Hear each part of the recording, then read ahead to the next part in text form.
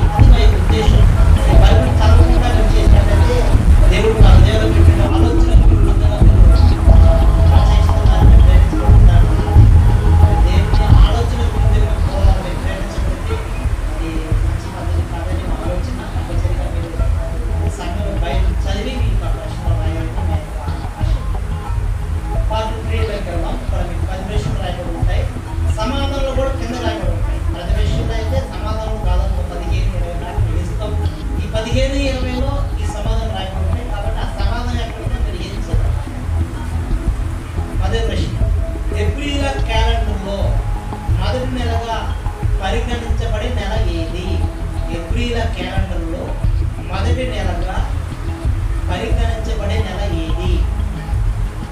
మూడవ ప్రశ్న. ప్రత్యక్ష గుడార నిర్మాణం కోసం దేవుడు ఎన్నుకున్న గోత్రాలు ఏవి? మూడవ ప్రశ్న.